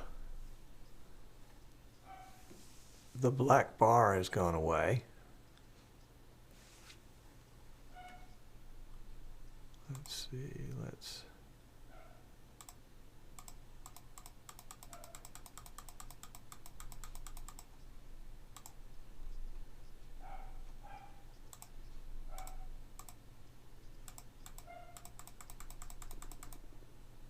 There it is.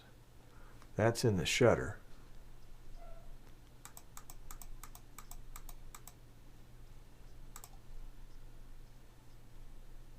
So right there, that looks a little overexposed.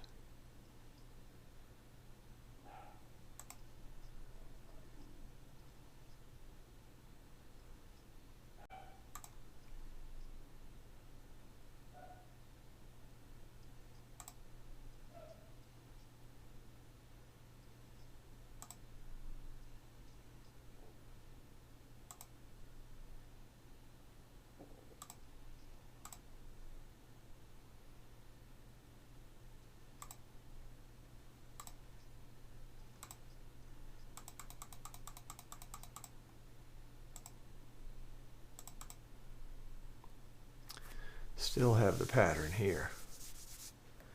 Interesting.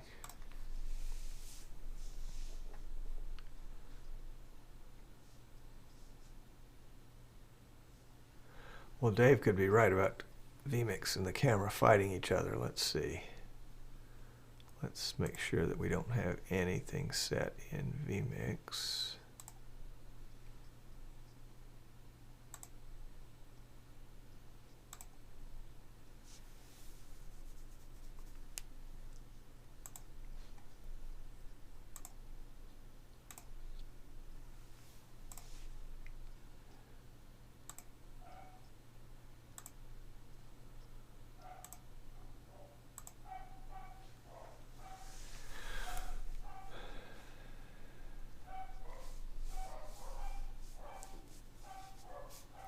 Ted says, but you're only seeing it on one camera. I thought it was a ground loop because I thought that's what an analog ground loop looks like.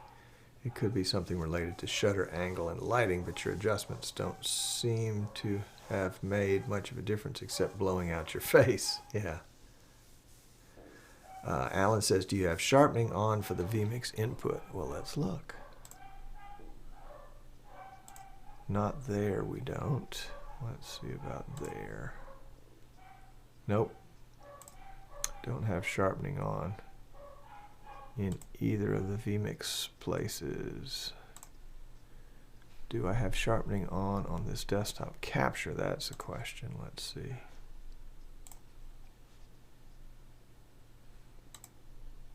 I did have sharpening on this particular screen right here, but it didn't.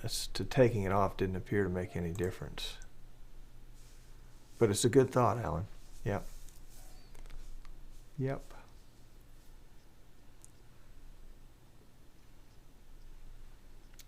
Let's see. I'm going to play with this just a little bit more.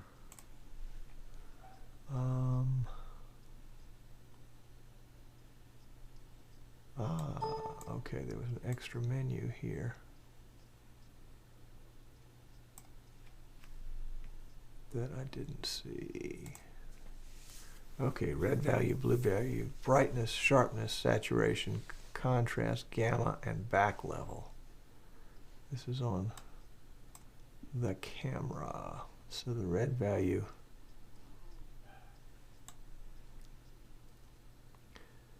Ted says, however, you adjusted some settings and the bar problem went away. Yes, yes, it was a shutter issue. Let's see. Let's go through 2 clicks, 3 clicks, 4 clicks of saturation, 5 clicks, 6 clicks of saturation.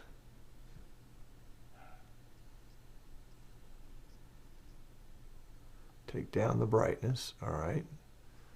1, 2, 3 down on brightness. Do I have a hue? I don't have a hue adjustment. I've got a red value, a blue value, a gamma value, and a black level. What is the advanced menu? The advanced menu is this menu that allows me to set the initial power, the memory, the focus mode, white balance, exposure, backlight, AF sensitivity, image stabilization, digital zoom, day-night, flip mirror, picture effect, audio, Genlock, and lens.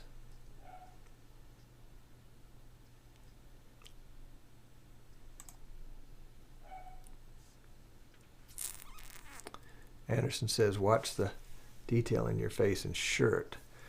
Ted, no, I don't have waveform monitor and vector scope. Wouldn't know what to do with them if I had them. Couldn't even start it. Would never be able to get it to take me to the grocery store. Under white balance, what is push mode? Couldn't tell you, Dave. I've tried it, but I'm not sure what it is. Alan says, in a studio environment, there's no need for any auto exposure. On the Marshall camera, Ted says, your gamma seems a little high. All right, well, let's bring it down. 1, 2, 3, 4 is 4 down on gamma. Anderson says, add a little red. If that doesn't work, add a little blue. All right, add a little red. 1, 2, 3. That made me redder. Let's take it off. 1, 2, 3. Add a little blue. 1, 2, 3. That doesn't seem to fix the pattern here on the shirt. Ted says the only thing that's black seems to be the black in your earpiece, and that looks okay. The flesh tones are a little on the green side.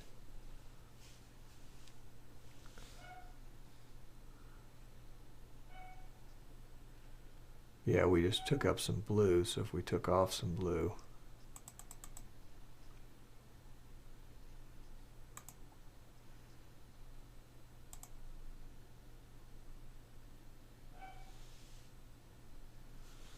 I don't have a green setting on this camera. I've got red, blue, brightness, sharpness, saturation, contrast, gamma, and black level.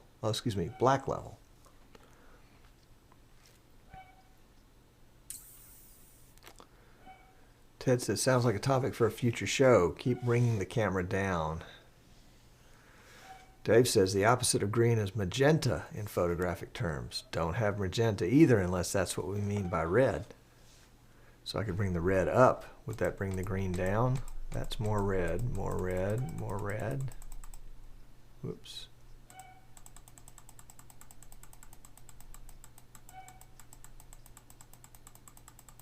You can see I'm becoming redder and redder.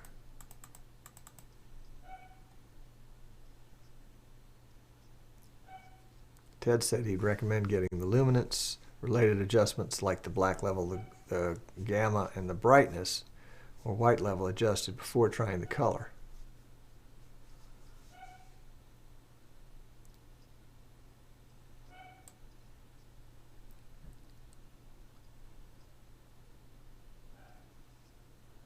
Okay, we're taking the red way down.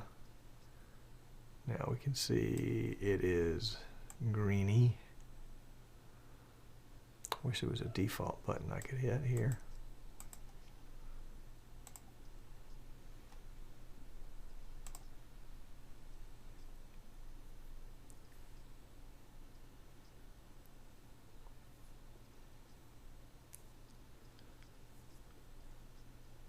Do a reset and start all over.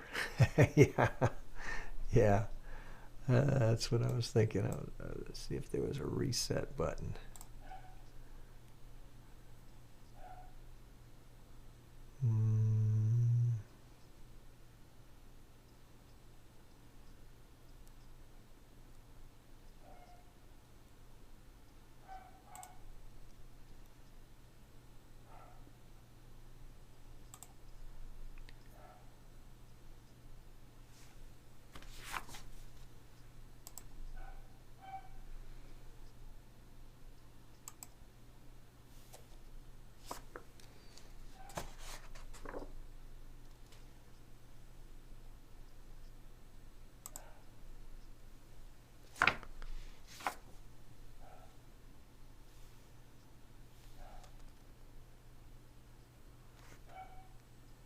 Maybe I've got too much light.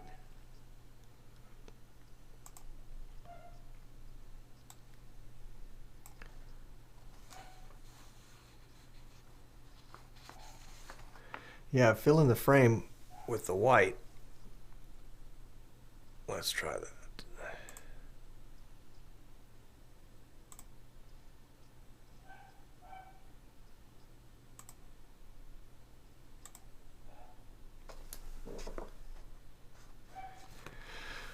Yeah, the Marshall folks weren't real helpful on how to operate this camera. I don't think they're really a camera company.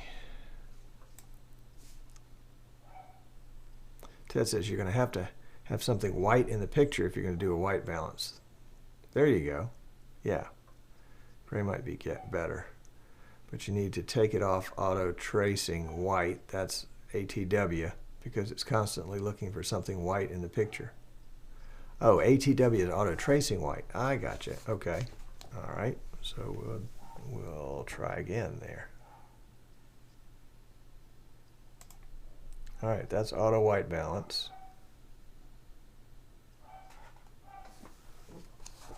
And it continues to kind of, maybe I just haven't left it up there. We'll try again. Auto white balance. 1001, 1002, 1003, 1004, 1005, 1006. 1007, 1008, 1009, 1010.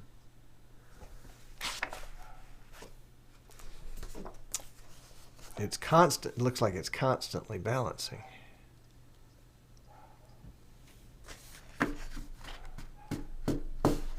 For a good auto white balance, underexpose and make sure the paper completely fills the screen. Oh, golly gee, you guys are just so demanding.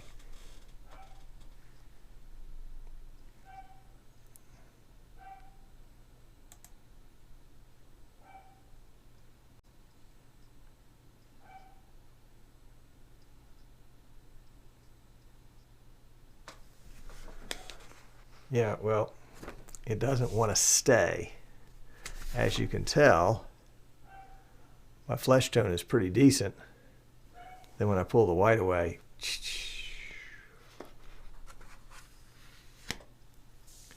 once it balances white on the paper, turn off the automatic white balance.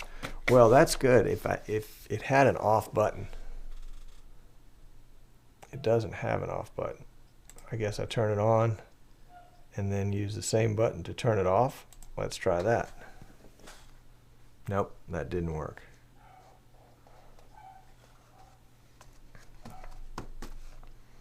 Anderson says now you need to dial down the red and the blue. Well, I can do that.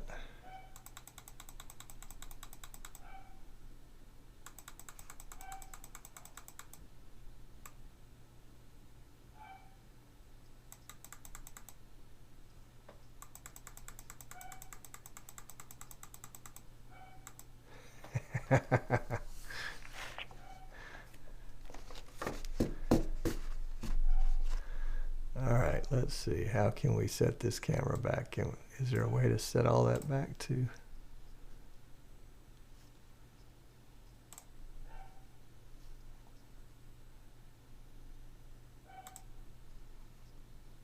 Oh, there's a reset. There we go.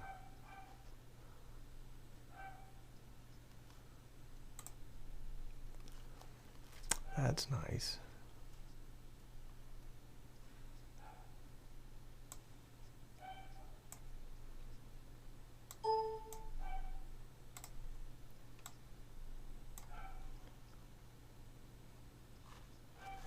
Can I use the Windows UVC driver with that camera?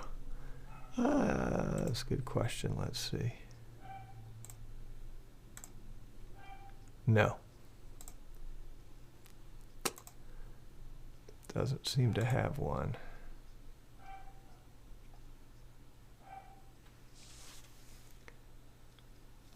Ted says he thinks the auto white balance button toggles on and off. So if your auto white balances and let the camera do the white balance part and then hit the button to toggle it off again, should work. That's what I tried, but let's try it again.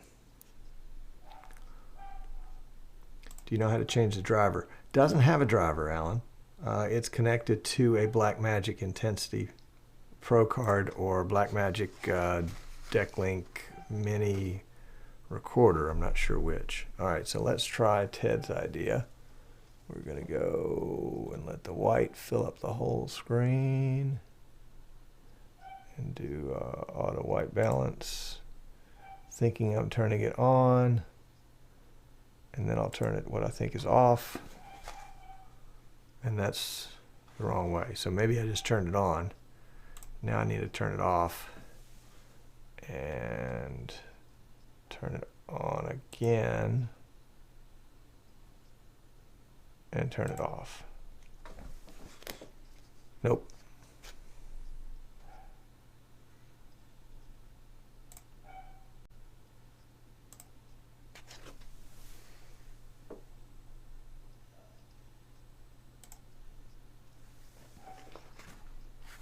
Okay, that time I clicked auto white balance with the paper in front of the camera, and then I clicked push mode one time, and it gave us this instead of giving us this. So white balance, push mode, bingo. Anderson says turn off indoor. Let's see. Day, night. Where is indoor? Indoor is a toggle. So that would turn it on.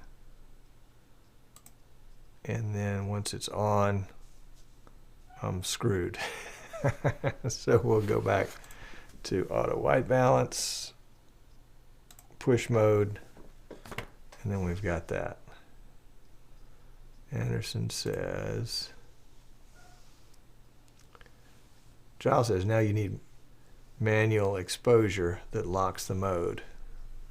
Okay. Exposure, manual. That's it right there.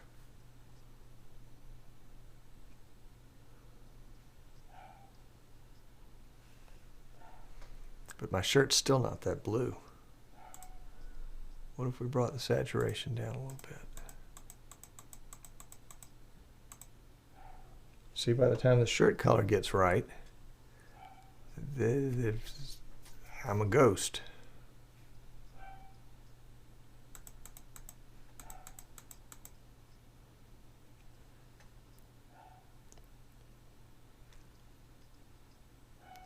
Alan says, this UI is an incredible waste of time. Is there an instruction manual? Actually, Alan, no. At least not that I was able to find. Giles says, push was it. Thank you. Anderson says, use auto take the iris down a bit. Okay. Use auto.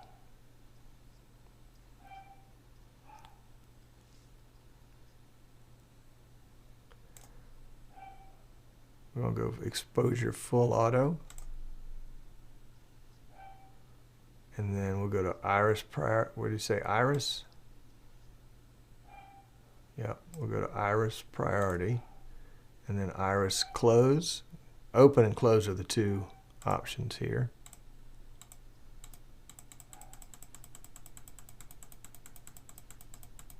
Doesn't seem to be making any difference.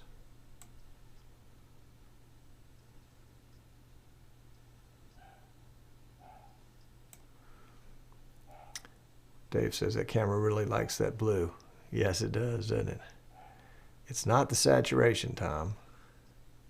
Which camera looks more accurate? I would say the PTZ cam looks more accurate. That's the one I'm trying to match. Color correction by committee. That's right. Try this, try that. But it does make for some good discussion, if nothing else. Well, I'll tell you, here's the thing. I have been trying to like this Marshall camera because it's neat. It's only about yay big. It has lots of possibilities on permanent placement and mounting. Its price point of $500 is good. It's fixed lens. I was trying to this has been a long-term trial here in a studio to find a studio camera. And if a newbie had to go through all of this every time, they go nuts. Anderson says it will not, because the auto iris corrects the exposure, looks better than during the show. Yeah, and then let's see, we go to you know, this shot, which is the show shot, and it still looks a little washed out to me, and then it still has the pattern here in the shirt. That's yeah, that pattern there is. When I move quickly, it disappears. Dave says it'll never be perfectly matched. I agree. I agree. Yeah, I mean, we've got one camera coming in at 5994i over SDI, and one camera that's 30 frames a second P over NDI, with two different chips. Anderson says Canon Vixia is so much better. Yeah, Anderson, you may be right. You may be right. You may be right. I may have to say my long-term experiment with the Marshall is just not successful. Well, maybe I'll get a hold of Marshall Tech Support one more time.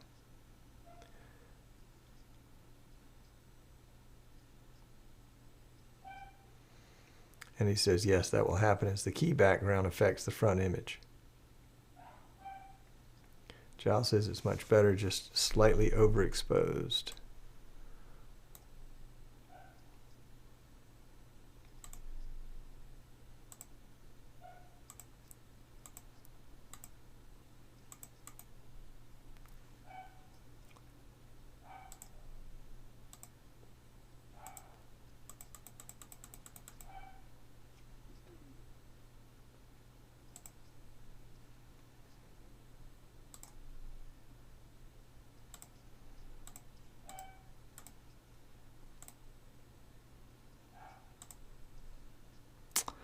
Okay.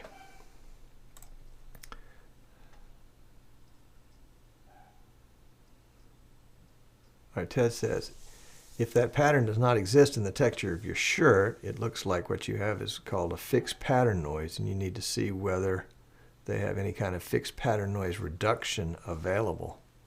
Yeah, I don't think it's in the shirt, because here is the PTZ Optics cam, and there's no pattern noise. At least not that I can see, or not to the same degree. Maybe that's a better way to put it. But then here's the Marshall cam, and you can see the noise all over the place.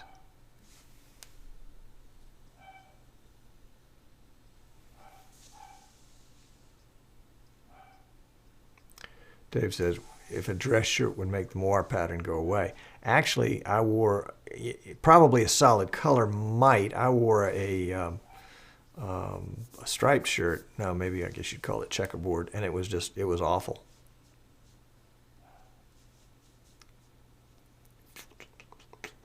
Try anti-alias. Let's see, do I have that as an option?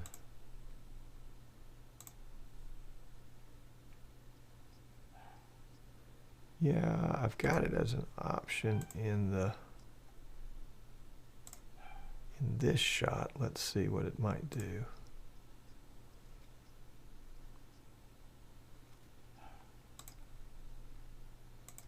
See if I can find it here. There we go. Anti-aliasing.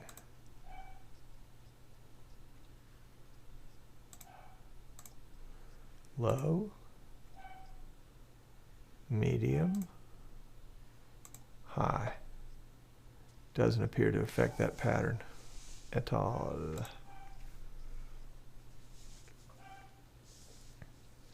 Kenny says, very silly question, but here goes. Can you take a camel, i.e. the Marshall, and create virtual inputs to the same cam, and then adjust each of the colors differently, and then superimpose all the inputs to create one? If so, this would let you tweak aspects. Oops, hold it, it just rolled away. in a more subtle way. I don't know that I can superimpose. I mean, I can put one on top of the other opaque, but I don't think...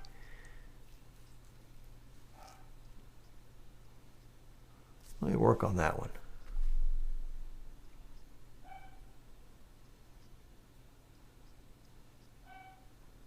Anderson says, by the way, the green has some blue in it, so it will affect the shirt color when you add the background. I believe that.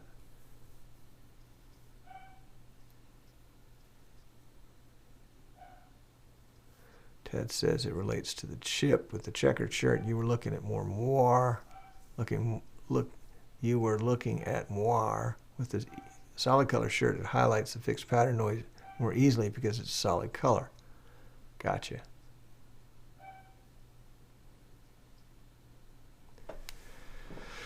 Kenny said it might work. I'm not confident at that.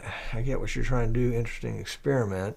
Each layer would be opaque. I mean, you can adjust it so that it's transparent, but I don't know that that helps without having to constantly adjust the transparency so that you can, you know, is this better or is that better kind of thing.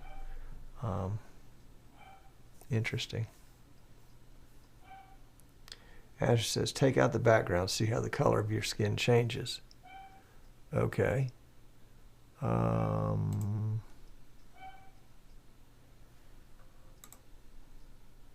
don't think it changed at all. Because the background, the camera doesn't see the background, obviously.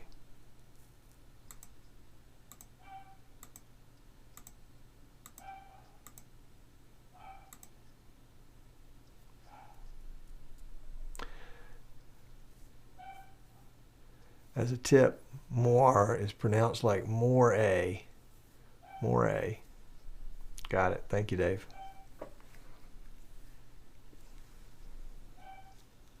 Giles said because the white balance is fixed, the skin tone shouldn't change. Right. Right. Because the camera doesn't know about the background. Yeah. Guys, this has been great. I got to run. I got to get back to work here. We'll continue. In fact, I'm going to take a snapshot of this with the pattern in it.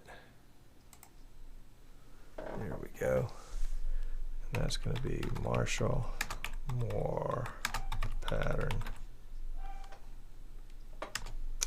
1:17:18. And I'll send that to them and see what they have. Anderson says, but the software sees it. Well, yeah, but the software is not auto-adjusting. I mean, a vMix is not auto-adjusting. vMix will adjust when I ask it to, but it's not going to be sensing light or anything like that. All right. Toodles, guys. Appreciate it. Going to let this run out, and I will catch you later.